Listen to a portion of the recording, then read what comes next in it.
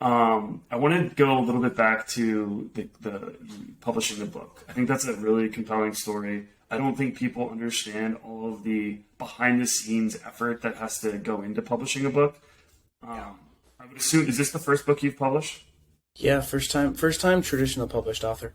Yeah, that's awesome. I know you've been writing for Forbes and Fortune and some other companies as well as a contributor, but that's a huge step. So first off, congrats on doing that. I can't imagine how much time and effort that took to get there. But my question is, if somebody's in a similar, I guess I want to hear about the process of like, how did you decide I have an idea for a book and I want to move forward with it? Where did you start? Like, when did you put pen to paper? How did you know that this was something you wanted to pursue? So it never, ever, ever, ever started as I want to write a book. It started as I'm extremely passionate about why work is so damn broken and how technology can fix it.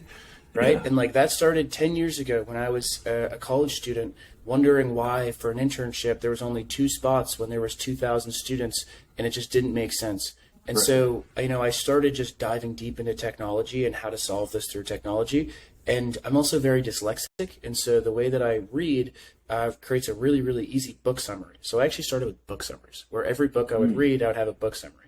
And then I learned that whenever I would meet a leader, they probably wouldn't like me just because they didn't know me and I'm a working class American. And so I would send them over a book summary after. And I'd be like, hey, such a great talk. Remember talking about this book? I happen to have this book summary. And they'd be like, oh, all right, maybe I'll give this person a shot.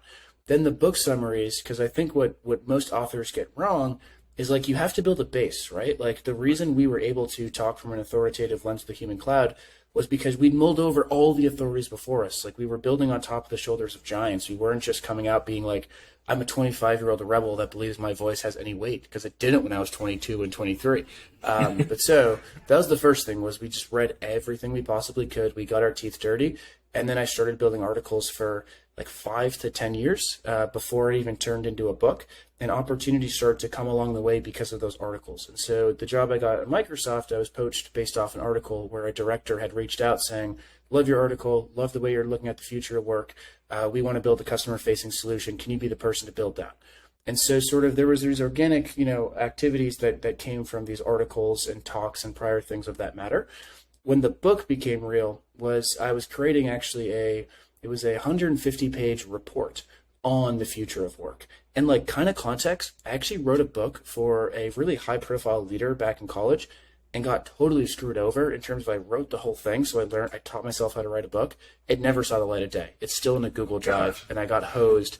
And that's like, so anyone that's like, it just happens on the first try, like, no, you're going to have to get your knees scraped. But so when the book came out, or the book sort of took shape, was I had all these articles and I was writing a report called Ready for It, How to Be Ready for the Future of Work. And as part of that, it was important for me to have the automation and the freelance economy portion. And at the time, I had freelanced myself. I built a freelance platform, and I was early at a company called Gigster, which we do multi-million-dollar software projects 100% through freelancers. So it was crucial for me to sort of have both lenses of technology and freelance economy. But I myself am not technical. I majored in finance and accounting. I'm an idiot PM. And so I had to teach myself like everything I could about AI, right? So I wrote the full report, and then I got Matt Coatney. I actually met him through Upwork, of all places, because I was looking for a technical editor to make sure that all the crap that I wrote made sense. And he came in from a technical lens, vetted it, and then we kind of just looked at each other and I was like, why are we going to release this? Like, why aren't we going to think bigger and think traditional publishing? And so one thing leads to the next. I was having a meeting with a fellow author, and that came from an article, and he was like, you should meet our book agent. Book agent turned into, okay, this is how we can actually get in front of a publisher. Created a 60-page brief, had this 200-page report done. So we were pitching this as, hey, we have a finished book. We have an audience that's already signed up for it. Just like give us $1, or like just take it, right? And so we ended up spending a year then like pitching, and just like trying to raise venture capital. You go into a meeting for 20 minutes, you give your pitch, they say they love you, you get an email, hopefully you get an email that says we're not interested, it's not big enough. So we did that for a full year. And we actually exhausted all the big players, the medium players, even the low players. So my co-author and I were sitting there being like, wow, like we are losers. Like everyone's rejecting us. Even the small independent book publishers are rejecting us. Yet we thought we were going to get like a HarperCollins, right? And so just so happens that HarperCollins was in Seattle, where I was, and my book agent texted me being like, hey, can you get to this meeting in 2 hours? And I'm like, sure. And so, show up. It's the editors who gave us the yes. They literally just had a whiteboard, and they were like, all right, what's the deal? We whiteboarded everything out, and within like a week, I think it was, contract signed.